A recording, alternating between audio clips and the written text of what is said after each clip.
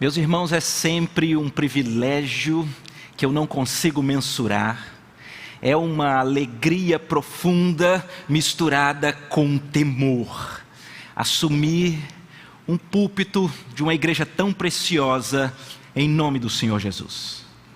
E eu naturalmente quero agradecer a Deus por essa oportunidade.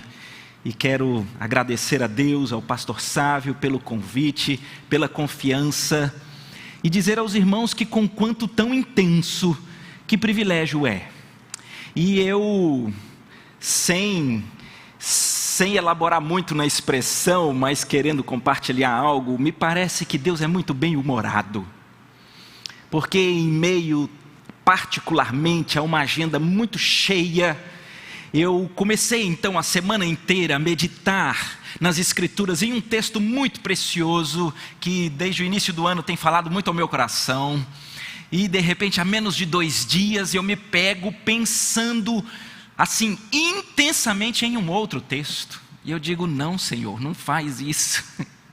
E eu pude entender que deveria ser esse outro texto, já há pouco tempo do nosso dia do Senhor, de estarmos juntos. Mas quando Deus então nos move a alguma direção, assim, a gente precisa entender que isso é a agenda do Senhor.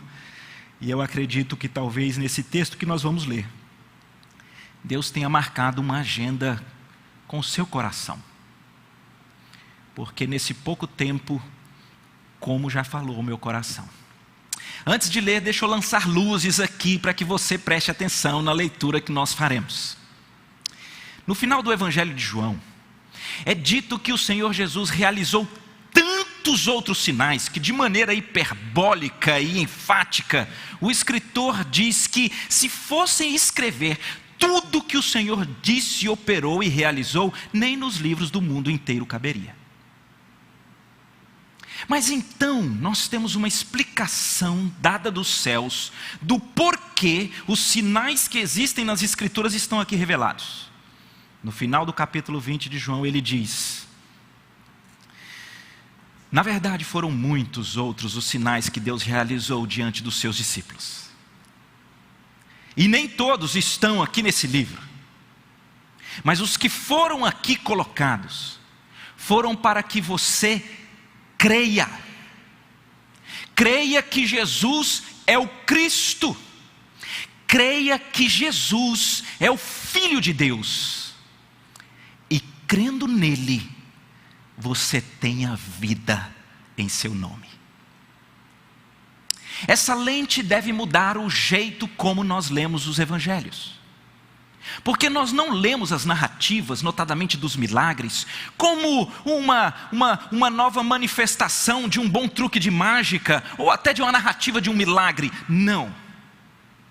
É um sinal para revelar que Jesus é Cristo, o Messias prometido, o Filho de Deus. E para que você creia nele. E crendo nele, você tenha vida em seu nome. Ah, meus irmãos, se você entendeu o que esse princípio ensina para nós, você vai prestar muita atenção no Jesus que se revela lá em Lucas, no capítulo 8, nos versículos de 22 a 25.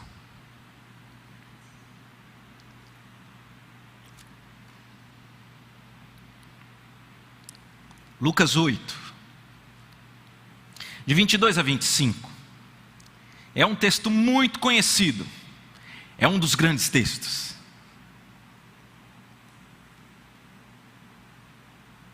E eu queria ler e que vocês acompanhassem aí, por favor. Aconteceu que num daqueles dias, entrou ele, o Senhor Jesus, num barco, em companhia dos seus discípulos, e disse-lhes: passemos para outra margem do lago. E eles partiram. Enquanto navegavam, Jesus adormeceu. E sobreveio uma tempestade de vento no lago, correndo eles o perigo de sossobrar.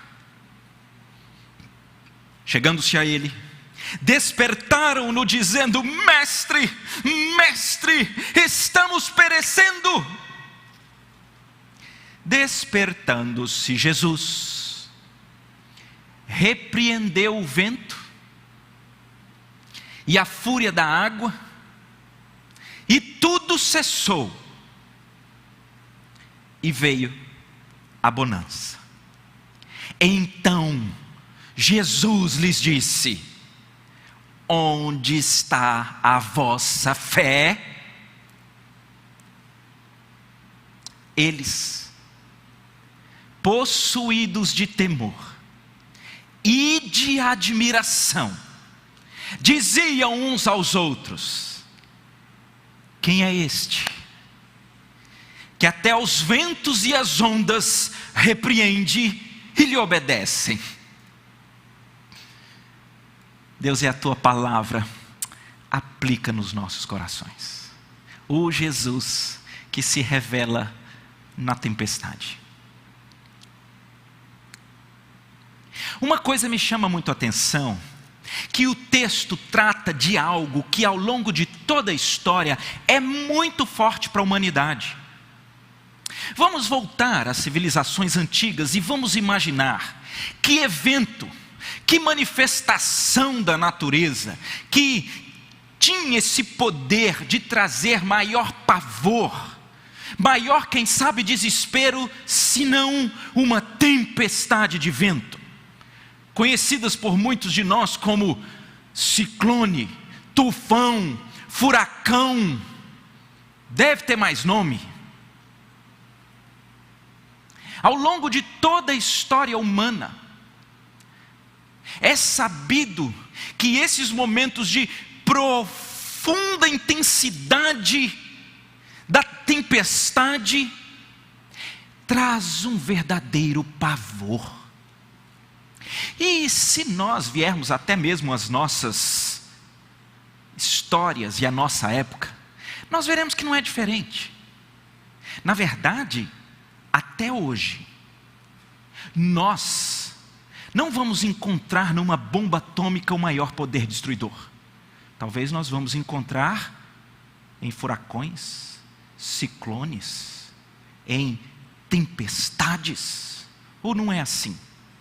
Ou nós não acompanhamos aí dos últimos anos, não é essa a minha intenção, mas se eu falar aqui em Katrina, se eu falar em Irma, se eu falar em Sandy, todos nós lembraremos de nomes de furacões que eles tiveram o potencial de arrasar cidades inteiras. Em alguns momentos, desalojar cidades e estados inteiros. Eu me lembro. A gente aqui ouvindo as notícias, a Flórida inteira vai ser varrida, e tinha gente aqui até da igreja por lá, e a gente dizia: meu Deus, a tempestade vai destruir nossos irmãos. O estado inteiro, todo mundo mandando ir para todos os lados, porque a tempestade, como um sinal, ela revela para nós algo que nós na nossa sociedade reconhecemos como os grandes cataclismas da nossa história pessoal. Ou não é assim? Nós não falamos? Rapaz, eu estou enfrentando uma grande tempestade. E essa estrutura da tempestade, ela gera um efeito, e eu aqui ainda estou na introdução. Ela mostra a nossa profunda fragilidade, o quanto a gente é pequenininho. Que desespero, você faz o quê? Você tenta fugir, mas muitas das vezes você não tem nem para onde fugir. Eu me lembro, e eu estou aqui na igreja, olhando ali para fora, me lembrei de um evento alguns anos atrás, não vou saber precisar. Eu moro aqui muito perto da igreja, e eu estava com visitas em casa, e de repente veio uma dessas tempestades. Tudo bem que as nossas aqui talvez não se comparem lá com os furacões, com os ciclones, mas uma tempestade de vento, mas assim, avassaladora. Eu me lembro que em casa nós, estavam meus irmãos e ali os meus sobrinhos, e a gente começou a ficar realmente preocupado, achando que as esquadrias ali da nossa varanda, do terraço, não iam suportar. E não é brincadeira minha, nós ficamos ali meio que com as mãos ali tentando meio que segurar. E eu olhando, e vendo as árvores que são frondosas aqui, no espinheiro, mas balançando de uma maneira assustadora, até que de repente, acompanhando a ventania, uma grande árvore que ficava aqui em frente da igreja, a bendita balançando, quando vê, ela sumiu, ela caiu, o vento derrubou. E o meu coração gelou, e eu dizia: minha igreja, minha amada igreja. Eu pensei: não, mas lá tem um portão de ferro. E o portão de ferro, bem terminada a tempestade, eu vim aqui porque a própria pista ficou interditada. O portão de ferro amassou, gente, todinho. A árvore tombou. E a gente se sente desse tamanhozinho, porque você não tem o que fazer. Você olha, você observa, você fica com medo, você não resolve. E parece que esse pano de fundo do que nós estamos estudando, e que nós, na nossa sociedade, não só identificamos como grandes cataclismas, mas nós entendemos que essa estrutura que nos fragiliza, que nós não conseguimos resolver, elas acontecem na nossa história. E somos nós que reconhecemos que em alguns momentos nós estamos no meio de uma tempestade. Talvez a gente reconheça que atualmente nós estamos no meio de uma baita tempestade. É nesse momento que eu queria conversar com vocês sobre a pessoa do Senhor Jesus. O Senhor Jesus que repreende, o Senhor Jesus que dorme, o Senhor Jesus perspicaz na sua pergunta, e terminar com o admirável Senhor Jesus. O Senhor Jesus que repreende. O texto diz em 2 momentos.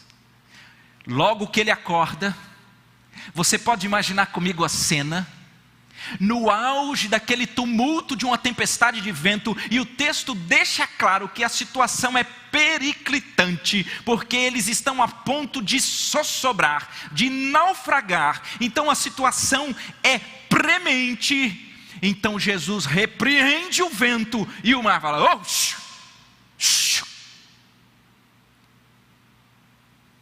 para. E fez-se grande bonança. Uau! Uau! Quem é esse Senhor?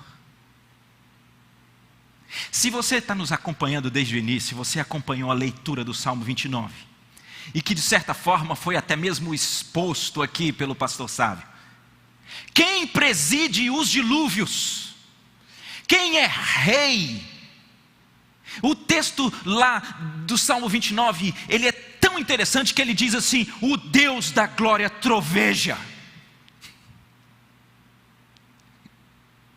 Não é, quando você observa, ele, a semelhança do que aconteceu com a árvore grande aqui na frente, diz lá que ele despedaça o cedro, que ele faz tremer os maiores desertos existentes. Se há um poder fantástico nas tempestades e nas manifestações da natureza, na verdade o texto que nós lemos do Salmo 29 revela que é um poder visível que deriva do seu Criador, deriva do Senhor. Deus é que é o poder por natureza. A natureza tem emprestado um pouco daquilo que é o poder de Deus, quem sabe, para visivelmente ser usado por Deus, para revelar para você e para mim a nossa pequenez, fragilidade, falibilidade, incapacidade de solução das tempestades que nos acometem. Porque Jesus revela nesse texto que Ele é Deus, ao repreender com uma palavra o vento, o mar, a tempestade, e eles obedecem. E os discípulos ao final dizem: uau, quem é esse que repreende o mar e o vento, e eles obedecem? É o Senhor, Queridos, esse é o Senhor que nós servimos, e o Senhor Jesus é Deus, e Ele se revela como quem tem poder sobre todas as coisas. É por isso que deixe-me lhe dizer uma coisa, quando o salmista diz: eu olho para os montes, de onde que pode me vir o socorro? O meu socorro vem do Senhor, que fez os céus e a terra.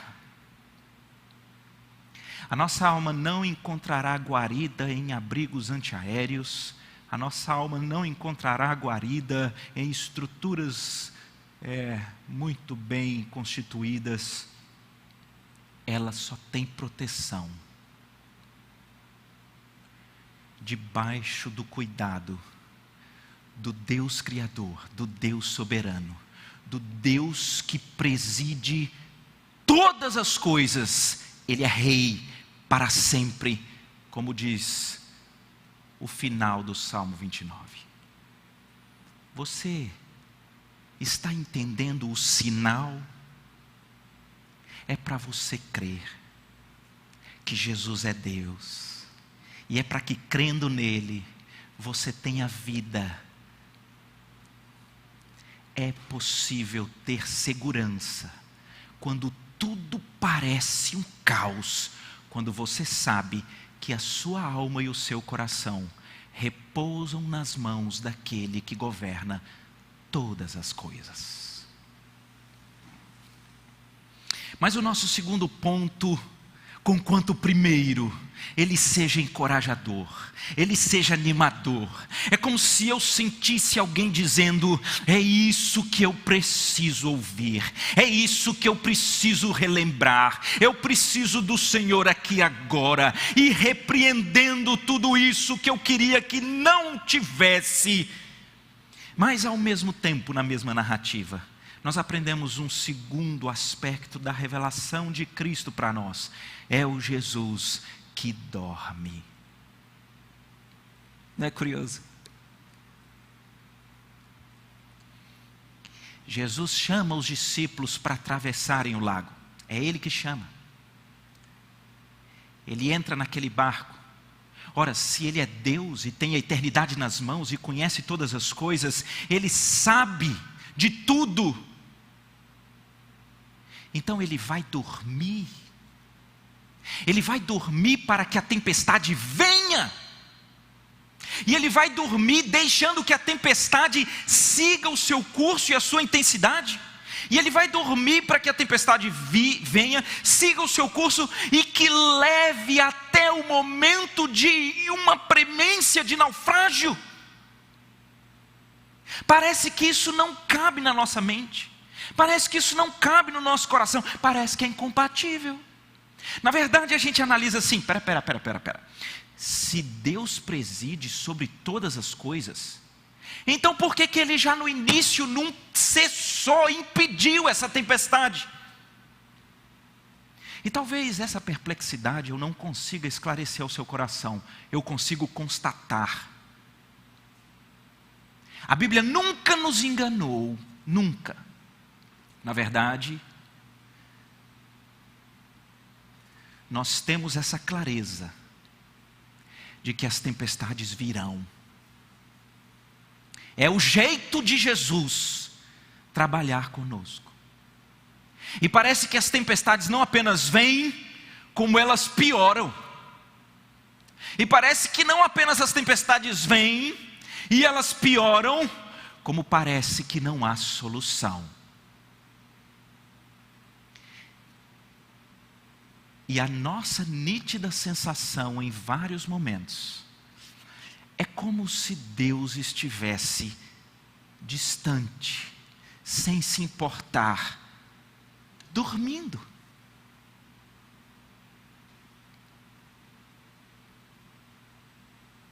O Senhor Jesus nunca prometeu ausência de tribulações, aflições, bronca pesada, nunca. Ao contrário, Ele prometeu que estaria conosco todos os dias, mas que inevitavelmente viriam as tempestades. E se você e eu não entendemos, então nós precisamos amadurecer, Porque o Jesus que se revela é o Jesus que tem poder e domínio sobre todas as coisas, mas é o Jesus que ele não só permite que a tempestade venha, como que ela piore, como que ela pareça sem solução. Lá em João, no capítulo 16, Jesus diz uma coisa que parece incompatível, a semelhança com o que nós estamos vendo aqui, um Deus poderoso que governa sobre tudo, e de repente seus discípulos ali num sofrimento enorme com uma tempestade. A gente acha isso incompatível. Aí Jesus diz assim: essas coisas vos tenho dito, para que vocês tenham paz. No mundo passais por aflição, mas tende bom ânimo, eu venci o mundo. É incompatível. Numa lógica descritiva, nós escreveríamos o texto assim: essas coisas vos escrevo para que tenhais paz, vocês nunca mais passarão por aflição, tenham bom ânimo, eu venci o mundo. Aí fechava, não é? O que a gente queria. Não é assim que Jesus diz. Ele diz: eu estou ensinando, e para que vocês tenham uma verdadeira paz, mas atenção, vocês vão passar por aflições. É simples assim. E aí ele diz: tenham bom ânimo.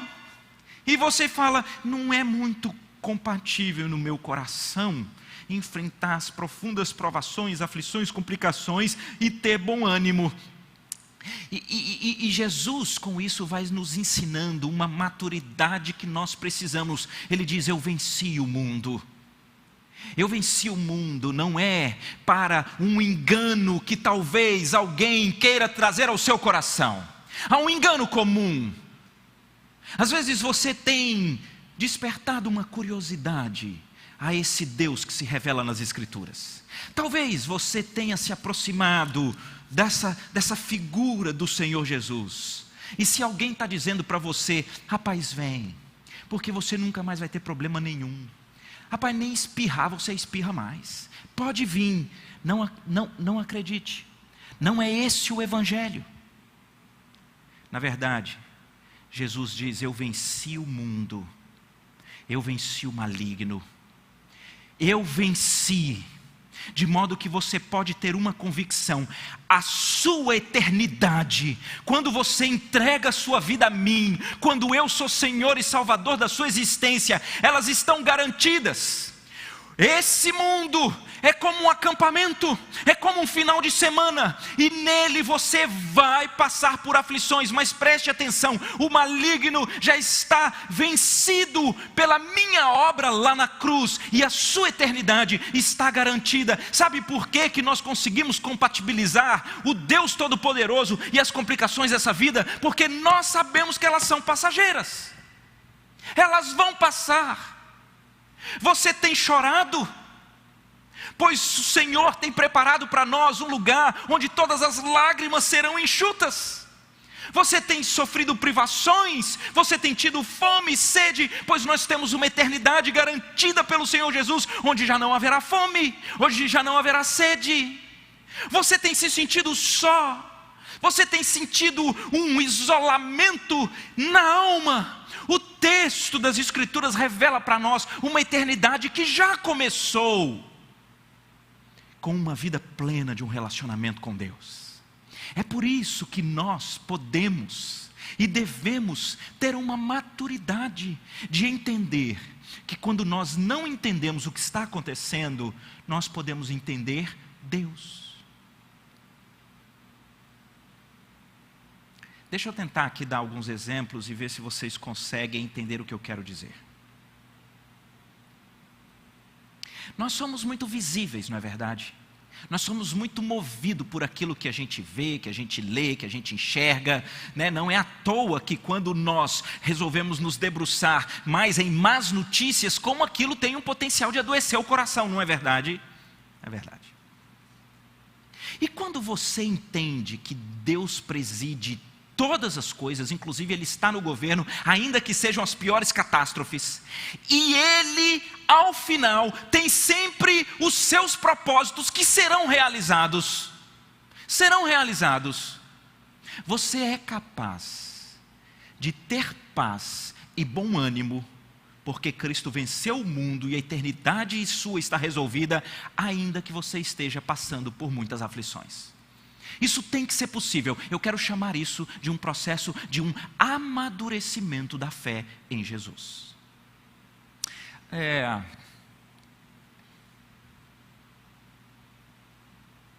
O mundo traz seus sofrimentos.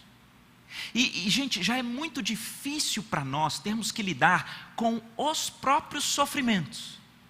Mas é algumas vezes pior quando, além do sofrimento, nós temos um sofrimento da alma, por achar que Jesus nos abandonou, por achar que Jesus não nos ama mais, por achar que Jesus perdeu o controle de tudo. E é essa parte que eu acho que é responsável por mais da metade do sofrimento que a gente passa, e ela é meninice espiritual, é infantilidade.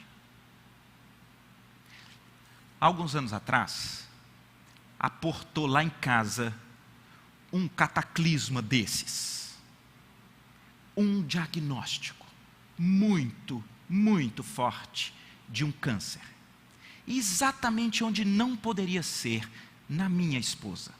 Na época, nossos filhos tinham 2 e 3 anos. Eu me lembro que a lida com a doença em si, ela é muito pesada. Ela é um grande sofrimento.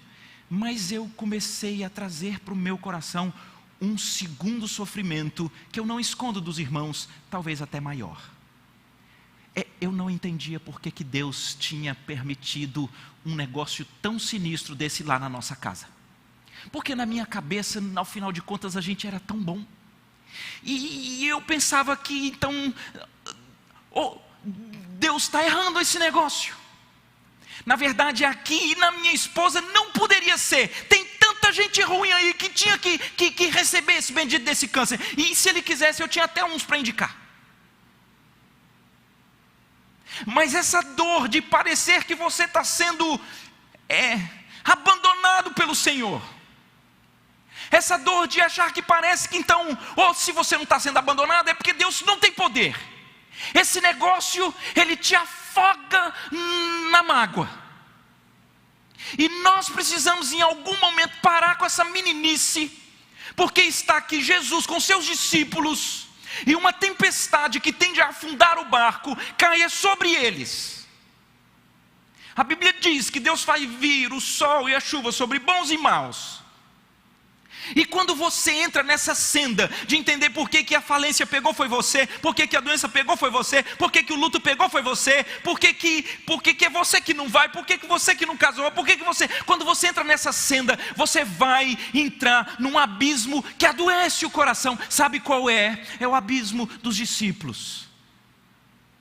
Nas narrativas, e esse texto tem narrado em Mateus e Marcos, eles dizem: mestre, você não se importa que a gente morra? Essa é uma pergunta que denota esse tipo de dor, que é quando na verdade você, além de estar enfrentando a grande complicação, você está enfrentando uma sensação que destrói o coração, que é quando você conclui que então, se Deus é todo poderoso e Ele tem permitido esse momento de profunda aflição, então é porque Ele não me ama. Mestre, não se importa que a gente pereça? Queridos, essa parte do sofrimento que diz respeito a essa dor na alma por achar que Deus ou não é soberano ou Ele não nos ama, essa parte é uma imaturidade, essa parte é uma meninice. Nós precisamos voltar ao Jesus que se revela na tempestade.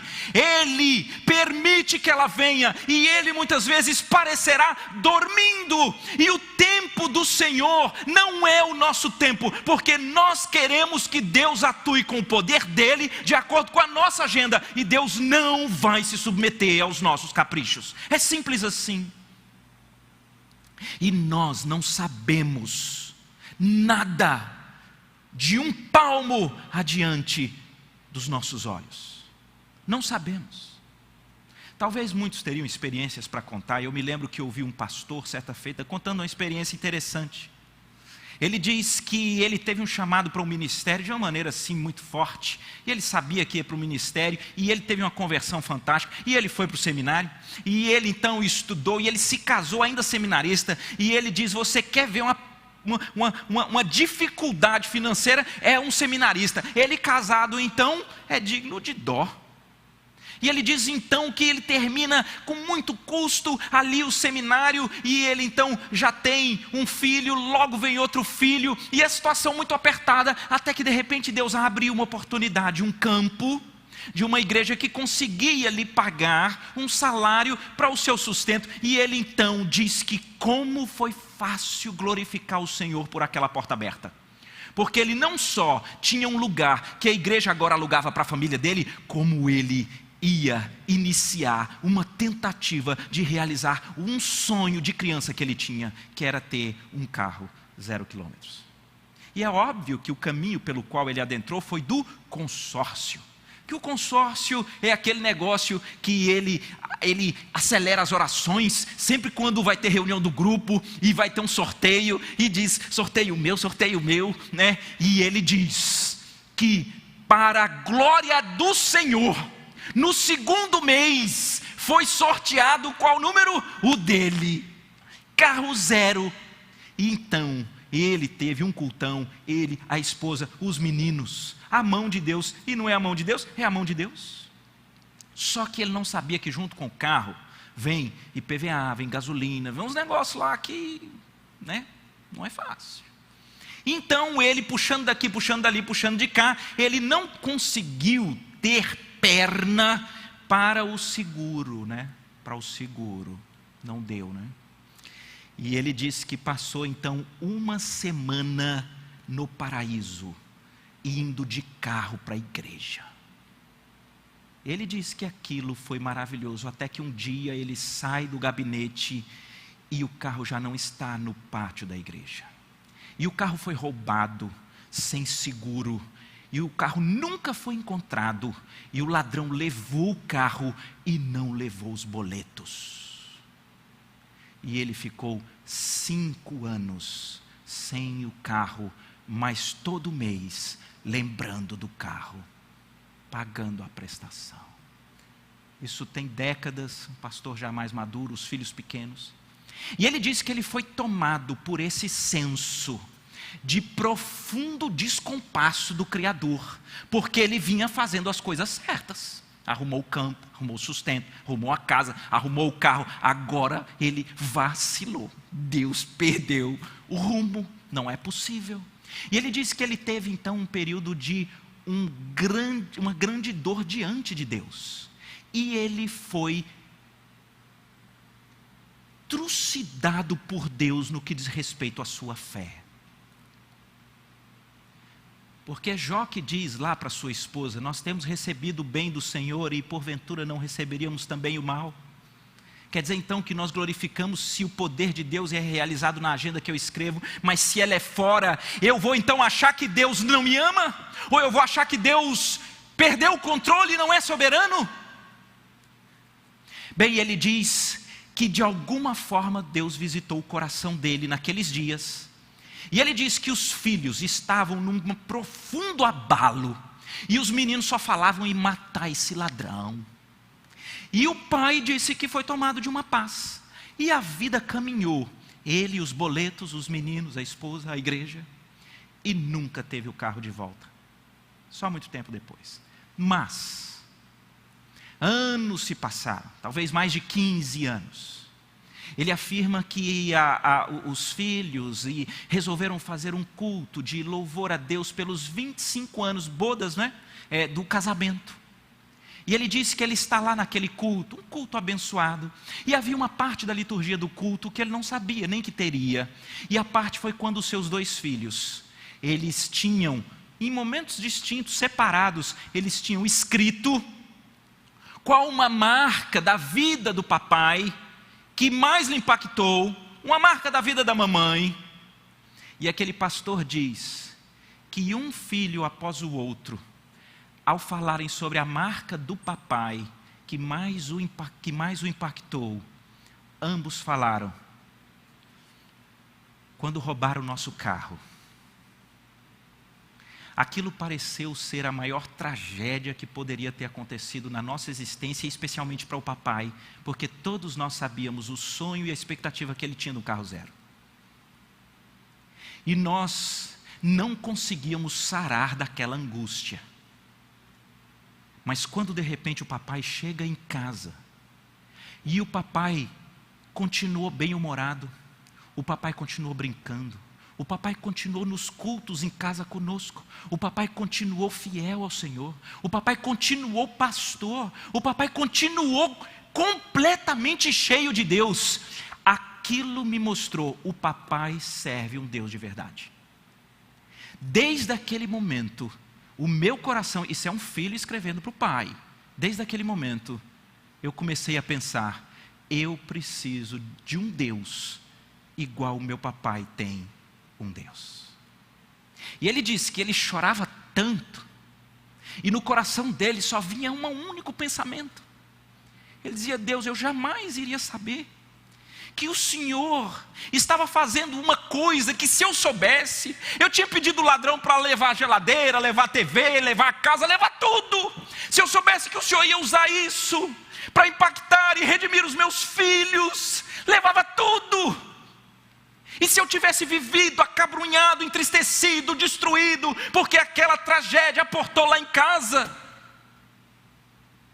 Queridos, eu não sei porque que as tempestades às vezes vêm à nossa existência, não sei porque elas perduram tanto, não sei porque às vezes somos tomados com essa sensação de que vamos afundar, mas eu sei que Deus preside os cataclismas, Ele preside as tragédias e Ele realiza os seus propósitos. E você não deveria ficar surpreso quando isso visitar a sua casa, ou visitar a sua cidade, visitar o nosso país, ou visitar o nosso mundo, porque a Bíblia diz que virá.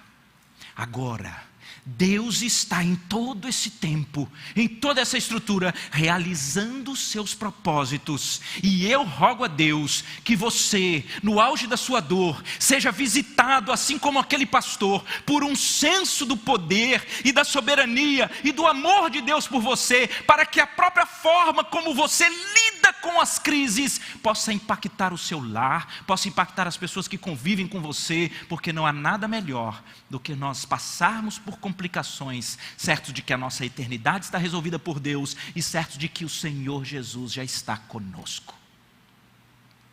É por isso que a aplicação dessa parte é, conquanto Deus seja o Todo-Poderoso, a agenda dele não é a minha nem a sua, a agenda dele é a dele. E ainda que pareça demorado, Ele está no controle. O tempo de Deus não é o seu. Ele pode parecer dormindo, pode parecer que complicou demais, mas Ele continua sendo o Senhor. E Ele está realizando os seus propósitos. E você não deveria ter o sofrimento pela surpresa de estar enfrentando complicações. Pede a Deus que tire da sua alma essa sensação, mas por que comigo? Mas por que eu? É porque o Senhor, soberano, que preside tudo, está realizando coisas profundas na sua vida, dos seus convivas, daqueles com quem você ainda há de se relacionar.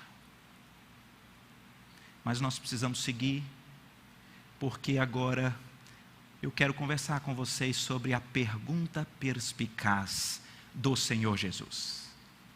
Ele repreende, vem uma bonança, e Jesus tem uma pergunta interessante, porque ele vira para os discípulos e diz assim: onde está a vossa fé?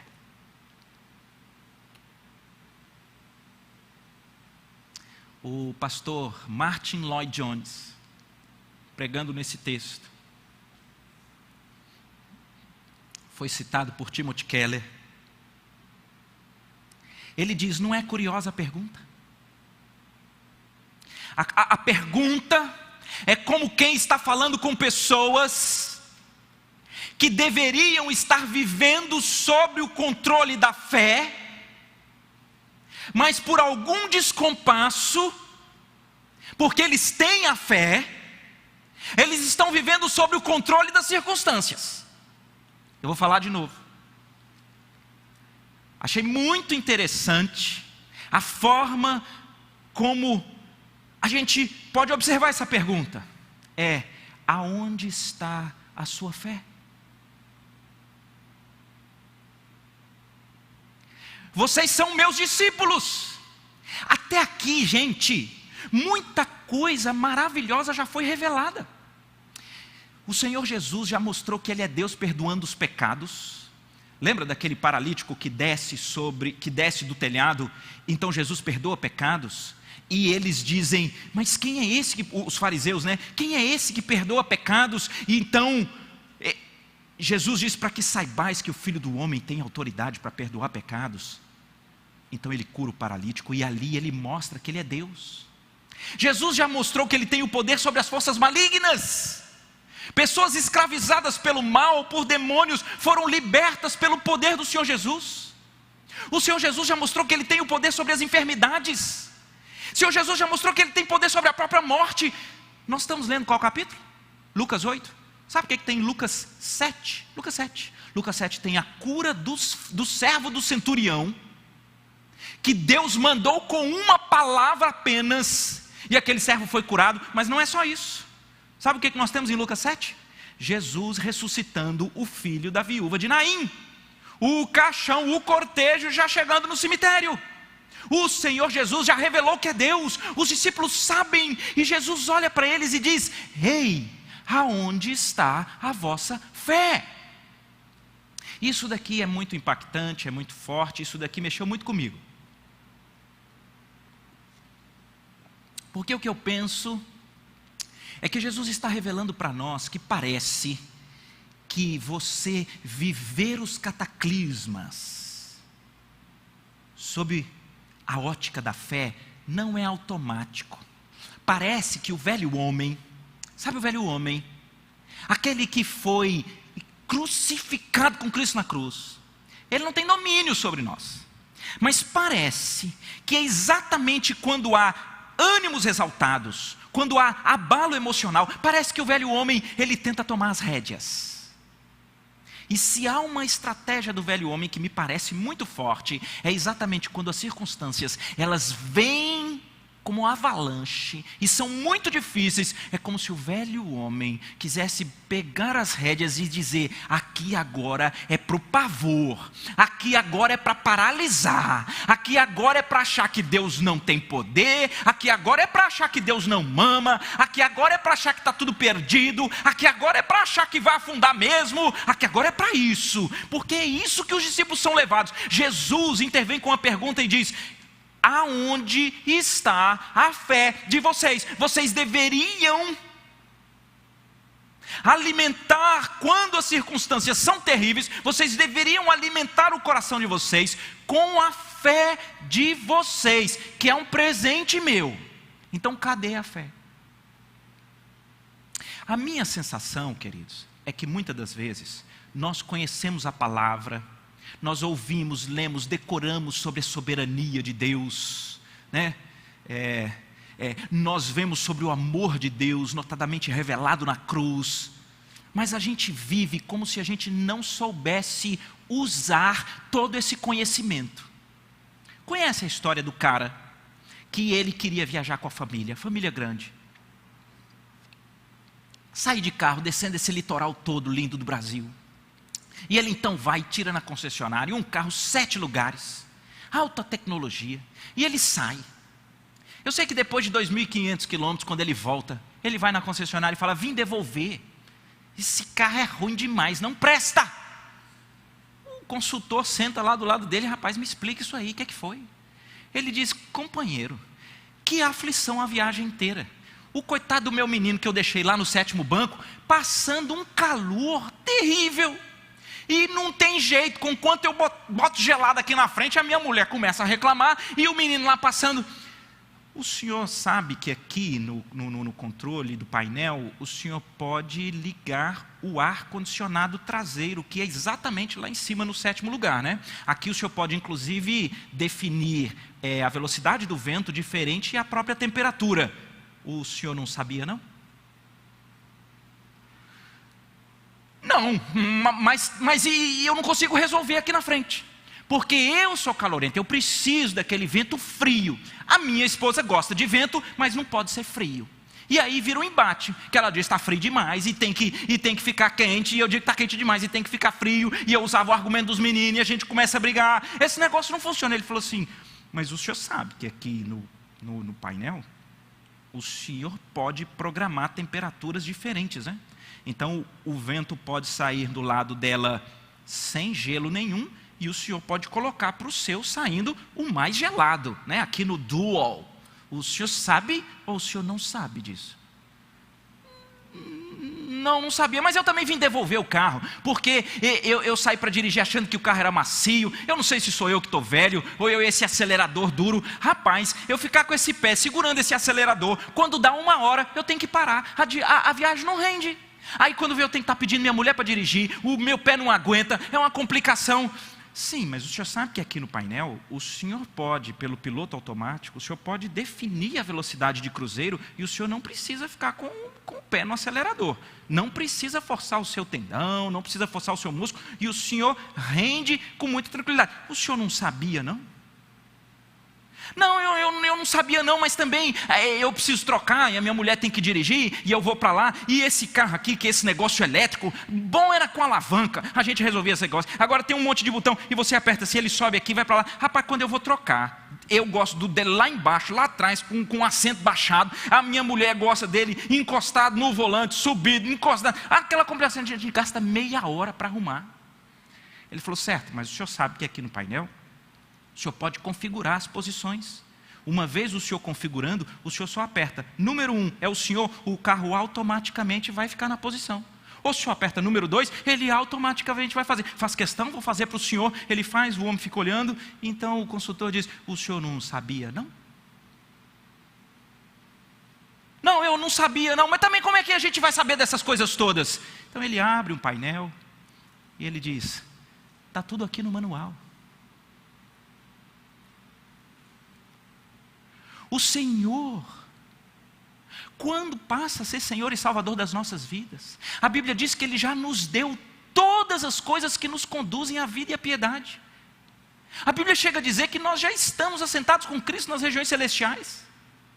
A Bíblia fala que o mesmo poder que ressuscitou Deus, Cristo dentre os mortos, é o mesmo poder que opera em nós.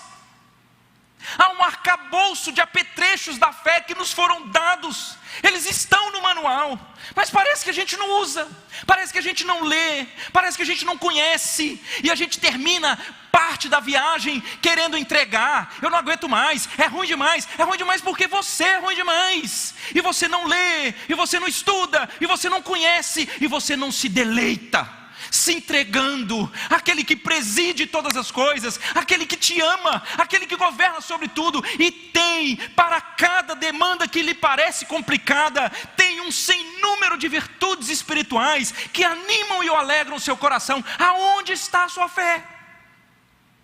Por que está tão pequenininha? Por que você não tem se apropriado de todos os benefícios da caminhada com Deus? Por que você não está quicando por saber que o mundo não está entregue, que o mundo não está perdido, que Deus não é um velhinho que perdeu o poder e está lá bonachão num canto? Não. Por que você não se apega à convicção de que Deus está realizando profundos propósitos, inclusive nessa pandemia? Deixa eu dar uma palavra aqui para vocês, talvez os que estão me assistindo. Muitos até que tiveram uma infância talvez criada ali em princípios cristãos, mas foram observando o mundo e foram concluindo: eu preciso ser alguém de nome, eu preciso ter poder, porque o mundo é dos poderosos. Não, eu preciso é de riqueza, eu preciso ir atrás, não sei quais são os meios, mas eu preciso ter muitos recursos, porque o mundo é dos ricos. Mas se eu não tiver eu o poder e eu a riqueza, eu já sei, eu preciso ser bem relacionado. Porque se eu andar pela corte, se eu conhecer as pessoas certas, as portas vão se abrir e as pessoas vão forjando a sua vida debaixo, em cima desses pilares que o mundo coloca como se eles trouxessem estabilidades. E esse período que nós estamos vivendo tem demonstrado que um após o outro, esses pilares vão caindo e eles não sustentam. E nós estamos, nesse período, com um sem número de pessoas que estão com uma grande indagação no coração. Será que está me faltando alguma coisa? Será que eu preciso de alguma coisa espiritual? Nunca houve um tempo em que as pessoas estivessem tão sedentas por algo que fosse estável, que fosse seguro, que fosse garantido e que não sucumbisse diante de vírus minúsculos que não vão embora. Por isso que eu recebi um telefonema de um ateu. E de um ateu que chegou lá em todos os três. Ele é um cabra poderoso, ele é muito rico e é extremamente bem relacionado. E ele liga para mim e diz exatamente isso. Eu tenho o melhor plano de saúde do país. Eu vou para a Europa e para os Estados Unidos, sempre fui quando eu queria. Eu sou extremamente bem relacionado com as maiores autoridades. Eu tenho no meu currículo acadêmico patentes que poucas pessoas têm. E nada disso está me sustentando. Eu já tenho mais de 60, eu fiz cirurgia cardíaca, já não tem mais UTI. Se esse negócio me pegar, eu vou morrer. E ele termina dizendo: eu sei que você parece que crê em Deus, eu não consigo. Mas se você puder, faz uma prece lá para o seu Deus pelos ateus, porque a situação está muito mais difícil para nós. Deus está realizando os seus propósitos. Deus está realizando os seus propósitos. E Ele irá fazê-lo até o momento que Ele quiser. Aonde está a sua fé? É hora daqueles que conhecem o Senhor Jesus irem às Escrituras, como quem vai ao manual lá do carro tecnológico que você não sabe nada, e você vai conhecendo. Sabe o que? Deus criou todas as coisas, queridos. Só que essa vaidade do ser humano de querer ser como Deus fez separação entre nós e Deus. E essa gênese de pecado, ela entrou na humanidade. Você vai ler isso lá.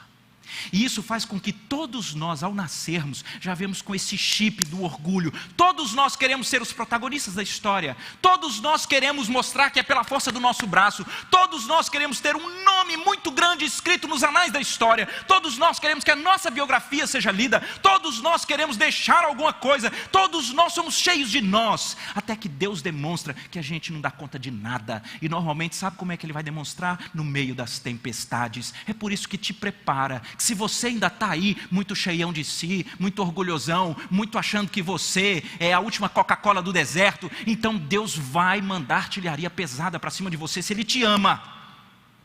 Porque você precisa ir àquela condição de quem vai entendendo que sem o Senhor você está perdido. Então você vai ver o que é que eu faço, não que eu vou fazer alguma coisa, eu preciso resolver, e você vai descobrir que você não consegue fazer nada para se reconciliar com Deus. Deus precisou olhar para a sua miséria, Deus precisou olhar para você que não consegue lidar com o invisível que domina, e Ele diz: eu vou dar um jeito. Deus pega o seu filho, o seu único filho, em essência com Ele divina, e diz: filho, vai esvaziar, você vai nessa forma humana. Eu não posso compactuar com tanta vaidade, tanta prepotência, tanta altivez, tanto orgulho, tanta inversão de valores. Eu não posso. Isso precisa ser condenado. Mas se tiver alguém que possa substituir o ser humano, esse alguém também pode se substituir na condenação. E é assim que Jesus vem. Ele vive de modo perfeito. E Jesus, o único que não merecia condenação, é levado lá naquela cruz para receber uma ira que eu e você merecíamos. Jesus na cruz experimenta o inferno que eu e você mereceríamos, um inferno eterno. E Jesus faz isso por amor. Deixa eu dizer uma coisa, sabe por que nós podemos enfrentar qualquer tempestade passageira desse mundo? Porque a verdadeira tempestade foi Jesus que enfrentou. A Bíblia diz que naquele dia houve densas trevas por sobre a terra. Tudo se estremeceu. Foi o maior cataclisma cósmico que já se teve notícia. Porque a ira de Deus sobre toda forma de impiedade, sobre o meu e o seu pecado, sobre a nossa depravação, a ira de Deus, ela foi canalizada naquela cruz e toda a natureza estremeceu. E Jesus recebeu toda a ação daquele cataclisma por amor a mim e a você. para que nós, cônscios dessa condição, arrependidos dessa tragédia de pecado que levou o Senhor Jesus a morrer lá na cruz, pudéssemos entender se Ele suportou a maior tempestade cósmica que o mundo já viu por amor a nós. Não existe tempestade, pandemia, não existe deserto temporário que eu não possa suportar por amor a Ele. Ele me deu, Ele me visitou com amor eterno. Ele deu a vida por mim, para que eu não passasse por aflições, mas para que eu tivesse a eternidade resolvida. Ele fez isso, permitindo com que nessa vida eu passasse por tantas aflições, exatamente para que eu entendesse a dimensão da beleza e da maravilha do que Ele fez e do que nos aguarda. Esse Jesus que eu estou entrando aqui no último ponto, que é o Jesus admirável, Ele muda como nós lidamos com as tempestades da vida. Eu vou encerrar com mais um evento que mexeu profundamente comigo, e quem ou já acompanha há mais tempo a igreja ou uma classe de escola dominical certamente já me ouviu falando sobre isso, porque para mim é alguém que pegou o ferramental das Escrituras e amadureceu a fé, e por conta disso, não sucumbiu diante da tempestade da vida, mas ao contrário, tinha em seu coração o admirável Jesus. É a história da missionária, uma irmã que a gente conhecia ela como Ita. Ela, lá em Brasília, que eu a conheci, foi inclusive ao meu casamento, a amiga da minha mãe. A dona Ita, depois de 40 anos de ministério no Brasil, servindo o Senhor Jesus, foi acometida de um câncer. E de um câncer desses também, bem avassaladores. Só que o tratamento, além de muito doloroso, não resolvia. E aquele câncer que estava em um órgão, de repente foi para outro. E de repente para outro, e de repente para outro, e de repente para outro. Até que então os médicos chamaram a família e disseram: olha, a situação dela é uma situação muito sensível e delicada. Ela não responde aos tratamentos convencionais que nós temos, e ela já está acometida em vários órgãos. E ficar aqui no hospital talvez não seja o melhor para ela, porque é uma questão de dias, de semanas, e ela pede muito para ir para casa. E a família então concordou, e levou a dona Ita para casa. E a minha mãe me disse: vamos lá visitá-la? Eu digo: vamos. E nós fomos visitá-las. Quando nós chegamos, fomos recebidos pelo marido dela, e então aquela primeira conversa: como é que estão as coisas, como é que ela está? Então vamos lá, vamos ver se ela está acordada. Ela está deitada lá no quarto dela. Quando nós chegamos, a porta estava até aberta, e deu para ver, a dona Ita estava dormindo. Então a gente ficou parado ali um tempo, olhando para ela. Nesse tempo a gente está ali parado, bem na porta assim, tinha uma banqueta, um banquinho. Eu sentei, porque minha mãe que estava conversando lá com o marido dela.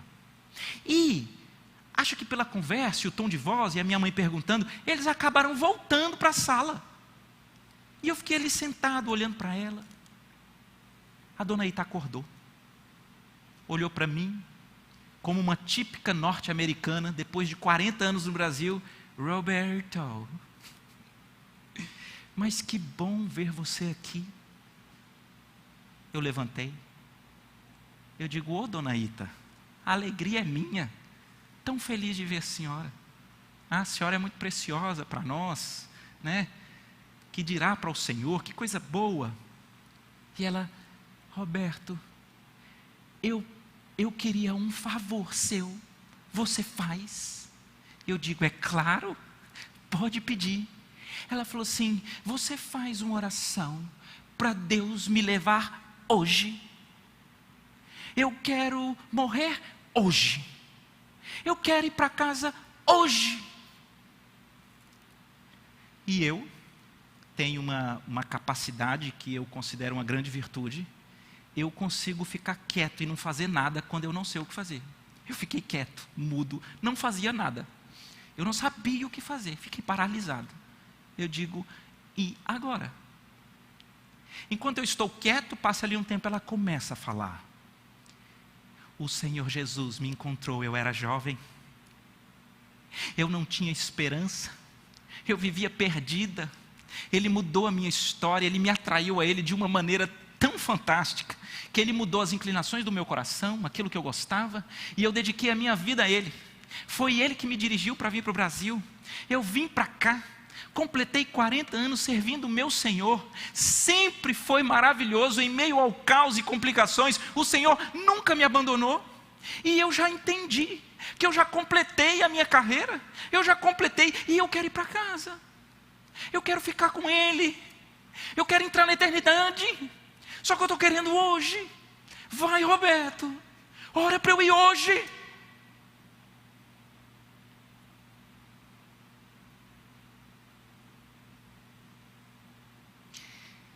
E aquelas vozes ecoam. Eu não consigo me esquecer delas. Porque é alguém que você pode ver que não vive sob o domínio das circunstâncias, mas vive sob o domínio do Senhor Jesus, por ter uma fé madura. Uma fé madura. Só para que não paire aí curiosidades. Eu orei. Eu não consegui pedir a Deus para levá-la assim ali no dia. Eu dizia, Senhor, é tua serva, eu estou aqui impactado com ela. O Senhor conhece o coração dela. O Senhor tem a eternidade nas mãos, né? O Senhor sabe os desejos do coração, mas o Senhor tem a resposta certa. Então, age aí para a tua glória.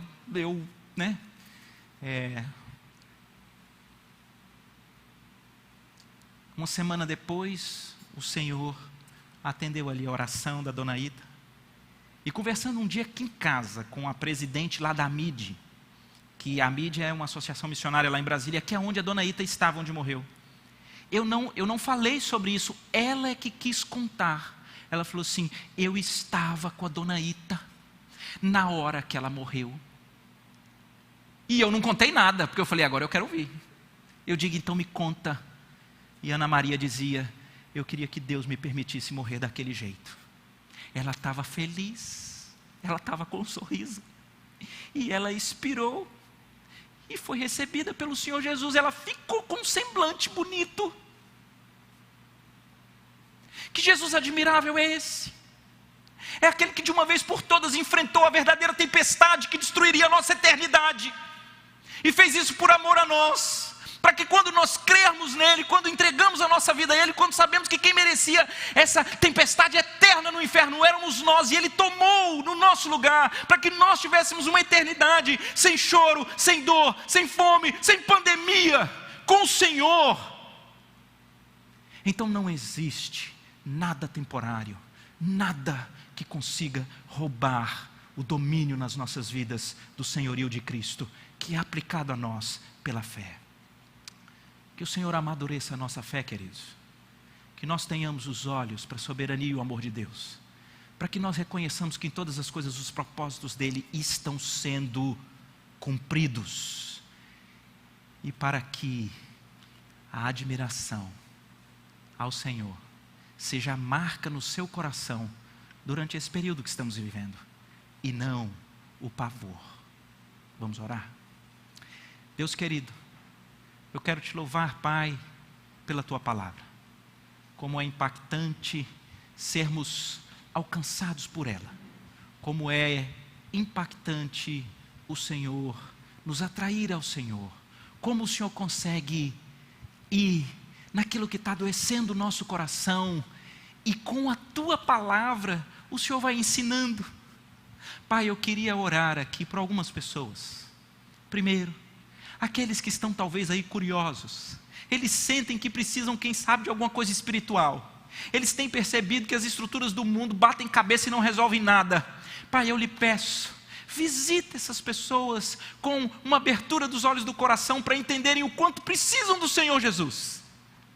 O quanto precisam se entregar a Ele. O quanto precisam que Ele seja Senhor e Salvador de suas vidas. Quem sabe hoje seja esse dia.